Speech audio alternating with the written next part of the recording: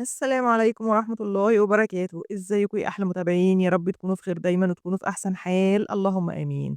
فيديو النهارده بقى الفيديو المنتظر اللي أنا وعدتكم بيه ووعد الحر دين عليه زي ما قُلت لكم. فيديو النهارده إن شاء الله هنتكلم فيه عن العِشّة بالتفصيل، طريقة عملها، إيه بالضبط كل حاجة إحنا استخدمناها فيها، وإن شاء الله يعني نحاول برضه بقدر الإمكان نقول لكم على الأسعار، فتابعوني كده لآخر الفيديو، ده الفيديو اللي أنتم كنتم مستنيينه. إن شاء الله فيديو المَيّة الأوتوماتيك إن شاء الله هينزل برضه بعد يومين كده والّا حاجة بالكتير أوي يعني، برضه أنا باحضّر له، وإن شاء الله هانزّله لكم بعد فيديو العِشّة، بس أنا قُلت أعمل لكم الأول فيديو العِشّة علشان الناس برضه اللي كانت عايزة تعملها، علشان في ناس كتيرة كانت طالباه وطالبة إن هي تعمل العِشّة علشان تبتدي تربّي فيها يعني دورة رمضان قبل رمضان، خلاص؟ فتابعوني بقى للنهاية ومعلش اعذروني إن أنا اتأخّرت عليكم في الفيديو ده عشان بس والله جوزي طبعًا هو اللي عاملها، وكنت باحاول بس أخلّيه يفضى عشان يصوّر معايا الفيديو، علشان هو اللي هيشرح لكم بقى طبعًا إيه، طريقة عملها بالتفصيل، لإن هو طبعًا اللي فاهم فيها طبعًا أكيد أكتر منّي يعني. ماشي، فتابعوا بقى يالّا معايا الفيديو للنهاية، ويالّا بينا ندخل على الفيديو بتاعنا، بس قبل ما ندخل على الفيديو الأول نصلّي على الحبيب المصطفى، اللهم صل وسلم وبارك عليك يا حبيبي يا رسول الله. بسم الله نبدأ بقى. دي عشه ممكن نعملها في البيت بكل سهوله. احنا عملناها في البيت هنا.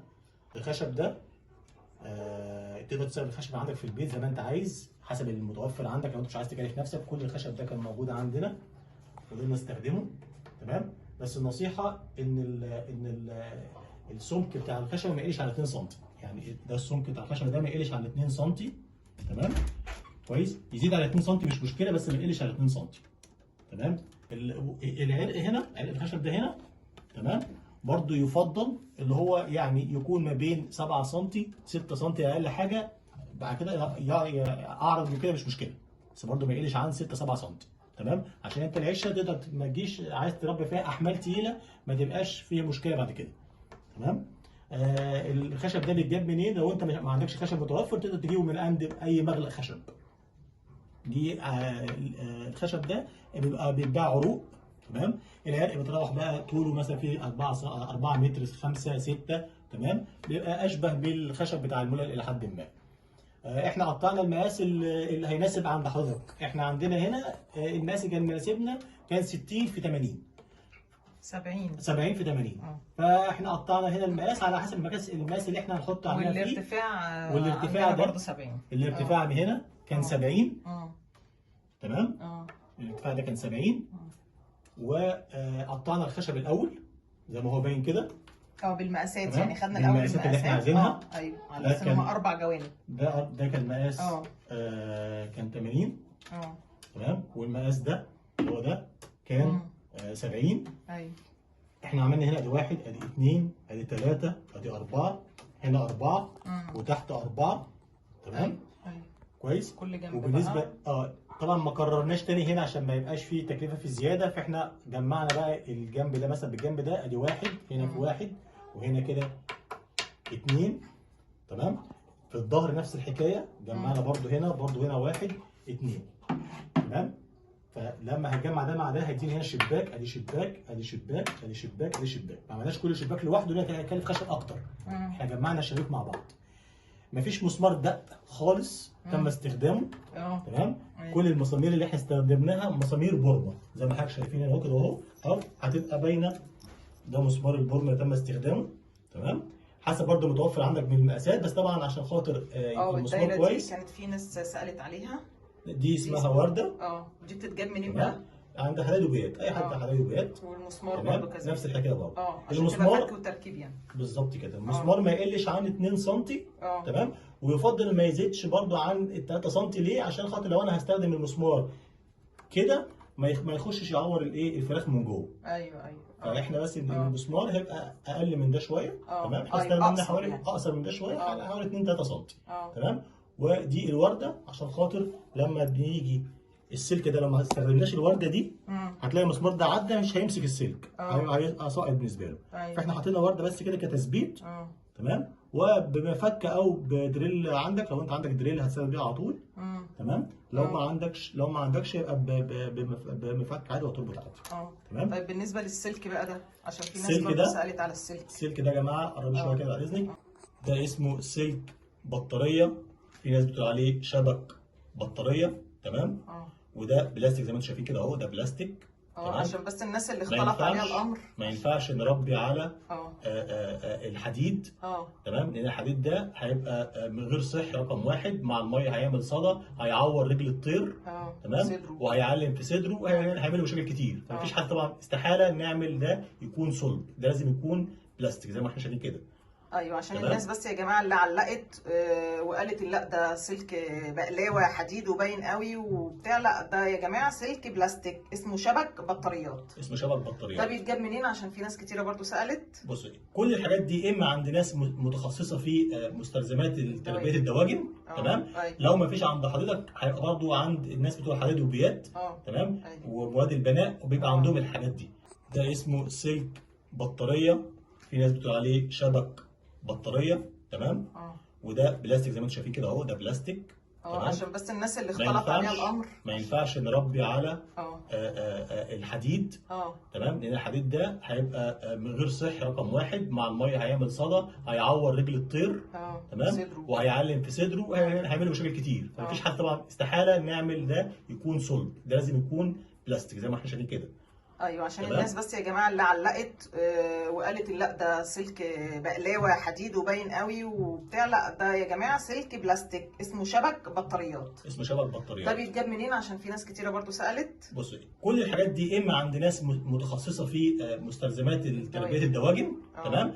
لو ما فيش عند حضرتك هيبقى برضو عند الناس بتوع الحديد والبيات، تمام، ومواد البناء، وبيبقى عندهم الحاجات دي. فهتدور عليه وهتيجي. وبرضو احنا في الاخر الفيديو الاستاذ سمسمه هتسيب لكم رقم تليفون حد، تمام، حد يعني احنا اتعاملنا معاه بصراحه في حاجات كتير جدا، كان بيجيب لنا حاجات دليفري لحد البيت لان هو بعيد عننا. المستلزمات بقى البطاريه اللي احنا ما كناش بنلاقيها بنتصل بيه وبيبعتها لنا شحن. ايوه احنا علينا المتابعين هنسيب نساعدهم بكل حاجه. هنسيب لكم برضه رقم تليفون، لو انت عندك حد قريب كويس جدا، ما عندكش حد والموضوع بقى بعيد عنك، هنسيب لكم رقم تليفون حد احنا واثق فيه في اسعاره، حد ناس ملتزم، تمام، هيبعت لكم الحاجات دي لحد البيت شحن. طيب نكمل. احنا كده خلاص عملنا الاربع جوانب، شبكناهم مع بعض بالخشب، شبكنا كل الخشب. بالظبط، احنا كده خلاص قفلنا هنا الخشب بتاعنا اهو. تمام.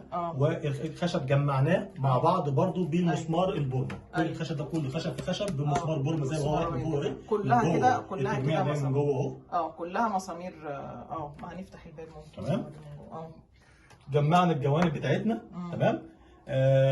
في حاجه بقى اوبشن، ده انت حابب تعمله او لا، ان انت عايز تركب للبطاريه عجل او ما تركبلهاش، بتختار بقى حسب انت حاجتك انت وراحتك انت. فبصراحه احنا اخترنا ان احنا نركب للبطاريه عجل، تبقى عشان فيها سهله في الحركه، هتنقلها من مكان لمكان ايا كان. تمام. فكره العجل برضه دي بسيطه. العجل طبعا ده بيتباع عادي، عجل كراسي عند اي حد بيبيع عجل كراسي او مستلزمات قطع غيار الكراسي. تمام. ده مربع خشب برضه من عند اي مغلق. مربع خشب او حته مربعه اهي. تمام. قطعه مربعه ممكن بس ننزل تربيتها فيها عشان يبقى ايوه ده اهو. تمام.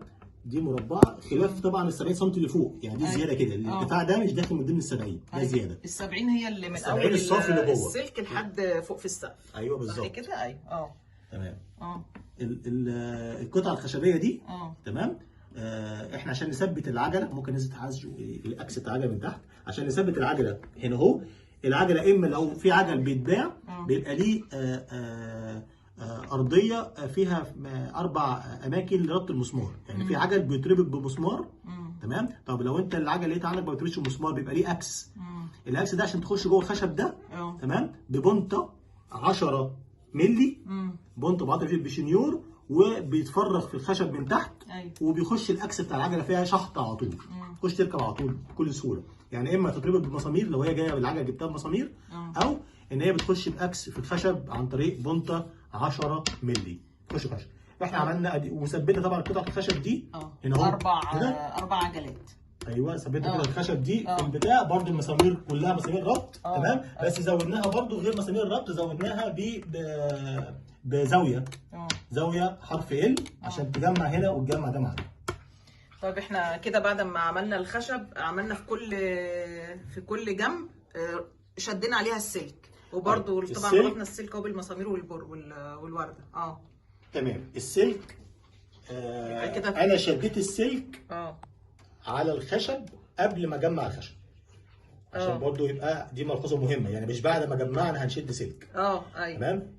انا بتكلم من ناحيه المتانه، هو ده ينفع وده ينفع، بس من ناحيه المتانه والتقفيل يفضل ان السلك يتشد على الخشب قبل ما اجمع الخشب، عشان احنا بس فرضا بصينا هنا لجوه، بصينا هنا جوه هنا في الاركان، السلك ده لما اتشد كده اهو ماشي، هو نازل من ورا ومتجمع من ورا. تمام. فكان لازم ده يركب على الشباك قبل ما ده يركب، قبل ما الخشب ما يتجمع عليه. ايوه، يعني كل جنب شدينا عليه السلك زي ده كده. شد من هنا واتسحب وشد من الناحيه الثانيه، فعشان كده احنا شدينا السلك الاول على الشباك قبل ما يتجمع العشه كلها. ماشي، يعني كل جنب شدينا عليه السلك وبعد كده ربطنا الخشب كله ببعض. ربطنا الخشب كله، وكل ده فك وتركيب بمسامير بورما. ماشي. موضوع سهل وبسيط كده. شفتوا الارضيه يا جماعه معموله نفس الشبك السلك ده البلاستيك علشان الفضلات بتاعتهم تنزل تحت. بنحط درج، بنحط اي مشمع وبعد كده يتنضف، يتشال المشمع يتنضف ونحط واحد بداله، فبتبقى سهله في التنظيف وما بتبقاش فيها اي مشكله خالص من ناحيه فضلات الفراخ انها تبقى الفراخ موجوده فيها. فعشان كده برضو هي كانت عجباني، لا هتعمل ريحه عشان الناس برضو اللي كانت بتقول على موضوع الريحه، ولا بتعمل امراض الحمد لله، علشان هم طبعا ما بيبقوش قاعدين يعني في الفضلات بتاعتهم. فده كده بالنسبه للارضيه وبالنسبه للجوانب. كده ناقص عندنا الباب وناقص عندنا السقف عشان طبعا تركيب اللمبه والكهرباء والحاجات اللي زي كده. بالنسبه بقى معلش حاجه بس قبل ما ندخل بقى في الحاجات دي، حكايه الميه الاوتوماتيك زي ما انتم شايفين كده، احنا عشان ما تاخدش مكان السقايه وتدلق والفراخ تزق فيها والكلام ده، فعملنا الميه الاوتوماتيك. الميه الاوتوماتيك دي معلش بقى يا جماعه، دي هنعمل لها فيديو لوحدها وهنشرح لكم فيها كل حاجه بالتفصيل. تمام. خلينا بس كده نقول تركيب بقى بس اللمبه كده والكهرباء. طبعا لمبه وسلك عادي، احنا بتتركب عند اي كهربائي او اي حد يقدر يعملها، دوايه ولمبه وسلك. بس عملنا بقى من فوق عشان نقدر ننزل فيها اللمبه كده بسهوله. احنا ما قفلناش السلك ده ما قفلناش كله حته واحده. أيوة. سيبنا مسافه هنا اهو، باينه في التصوير في الفيديو هنا. سيبنا بس مسافه عشان خاطر انا مثلا عايز اسقط لمبه زي كده ماشي. تمام. هحط حاجه من فوق كده ما تبقاش في عقه، عايز تقفلها كلها اقفلها كلها وافتح على قد مساحه اللمبه بس تطلع وتنزل. دي حريه شخصيه ليكم يعني. تمام. مش هتفرق يعني، احنا بس قلنا فكره احنا نسيب مكان فاضي ليه لو احنا هنحط حاجه هنشيل حاجه عشان نقدر ننزل فيها بس ننزل فيها السلك باللمبه اهي زي ما انتم شايفين كده. خلاص. والميه الاوتوماتيك زي ما قلت لكم بقى دي هتبقى في مره ثانيه. خلينا بقى نشوف الباب بقى من قدام قبل الباب الخشب. دي العلافه. تمام. حبينا برضو نعمل علافه برضو زي ما سمسمه قالت، نعملها من بره ما ندخلهاش من جوه. ايوه. تمام. عشان ما تخش مساحه وفي نفس الوقت ما تبهدلش الدنيا. اهم حاجه ننضفها عشان ما تطلعش ريحه. وبعدين كمان يا جماعه احنا حاولنا بقدر المستطاع ان احنا نعمل فكره البطاريه وفي نفس الوقت تكون باقل التكاليف يعني. بالظبط، لان بقى اسعار البطاريات دلوقتي، البطاريه اللي هي بنتكلم تقريبا اللي هي الدورين سعرها بتعدي 1300 جنيه و1400 جنيه. فالموضوع بقى مكلف فعلا جدا يعني. ايوه. ده خلاص، ده صندوق باين قوي اللي هو صندوق اهو، خدنا نفس المواصفات بتاعت البطاريه العاديه. تمام. انت على حسب الشباك اللي عندك، على حسب مساحه الشباك هتعمل مساحه بنحط فيها جوه هو علف عادي وعاملينها بس بمسمارين علشان تتعلق على برضه فك وتركيب برضه كلها داخله برضه مسامير برضه بورما اهي. ادي قطعه، ادي 2 3 4 والارضيه بتاعتها خشب برضه نفس الحكايه، ده خشب ومسمارين بس حرف ال. بس احنا دهنا الخشب علشان لو حطينا لهم اكل او جالي ميه او حاجه زي كده. نصيحه، الخشب ده او ربنا في البلدي وسيس وكده. الخشب ده حتى هو ظاهر قدامكم لونه ابيض. تمام. بس ده احنا عاملين له عزل. احنا عملنا له ورنيش، انا دهن ورنيش، اديته طبقه او 2 وينشف ودي 3. تمام. عشان ربما حطيت خضره، حطيت اي حاجه فيها ميه بتاع ما تعملش عفن جوه الخشب. فالخشب ده كله معزول اساسا بطبقه ورنيش مره واثنين وثلاثه لحد ما الخشب ده شرب. تمام. وبعد كده ابتدينا ننزل الاكل بعدين. ده اهم حاجه بس، ودي نصيحه يعني. طيب بالنسبه للباب بقى نشرح بقى الباب برضو عشان نبقى جبنا للناس كل حاجه برضو. الباب بقى فكرته بسيطه برضو، هي عباره برضو عن 4 خشبات اهي. 4 خشبات اهي. ادي 1 2 3 4. تمام. متجمعين برضو بمسامير بورما. تمام. تمام. وادي السلك اهو عشان خاطر نقفل على الشباك بسلك. والحته دي سايبينها للمساحه تطلع منها راس الطير اهو. شايفين يا جماعه يعني السلك مش متقفل اللي هو البلاستيك ده، سلك بلاستيك اهو تاني زيد التاكيد اهو، ده سلك بلاستيك اهو. السلك ده سايبين من تحت جزء كده مفتوح علشان لما نحط العلافه تقدر الفراخ تطلع راسها وتاكل، يعني ما نضطرش بقى ان احنا نحط علافه جوه علشان برضو ايه ما تاخدش مساحه. بالظبط. والفراخ بتاكل عادي جدا، تمام، ما فيهاش ترباس اهو لو عايزين ترباس، وكمان احنا عاملين فوق مسمار كمان عشان بنقفل عليه مسمار برضه يعني زي التأكيد، يعني هو زي التأكيد. هو لو في ترباس وطبعا الباب متركب برضو بمفصلتين، مفصله هنا فوق ومفصله تحت اهي مفصلتين. ولو في اي استفسار احنا تحت امرك. لو في اي حاجه يا جماعه ابعتوا لي في التعليقات ان شاء الله. سيستم الميه بقى هو بس هنصور لهم بس سيستم الميه عشان بقى كده هنشرحه بقى بالتفصيل لوحده بقطع غيار يشوفوا بس هو راكب ازاي. ماشي، يعني اصور ايه من هنا كده. انا بس هلف لهم دي هو يا جماعه سيستم الميه. بس ان شاء الله باذن الله هنعمل لكم بقى ده فيديو ليه بالتفصيل التفصيل. اهي ودي العشه كده من ورا، رب تكون واضحه. انا على قد ما قدرت صورت لكم اهو. احنا حاولنا ان مفيش اي مساحه جوه خالص، ولا ميه ولا ميه سقايه نحطها، ولا حتى كمان علافه. اتمنى كده بقى فيديو النهارده يكون عجبكم وتكونوا استفدتوا منه. لو في اي حاجه احنا نسيناها او اي حاجه انتوا حابين تستفسروا عنها ابعتوها لنا في التعليقات، وان شاء الله باذن الله هنرد عليكم. لو وصلتوا معانا لنهايه الفيديو او استفدتوا باي معلومه ولو صغيره قوي او اي حاجه تكون عجبتكم في الفيديو، ما تنسوناش بدعوه حلوه، وما تنسوش ترفعوا الفيديو باللايك الكتير عشان الفيديو بيترفع باللايك الكتير، والشير عشان ناس غيرنا كتير تستفيد. شير كتير بقى يا جماعه.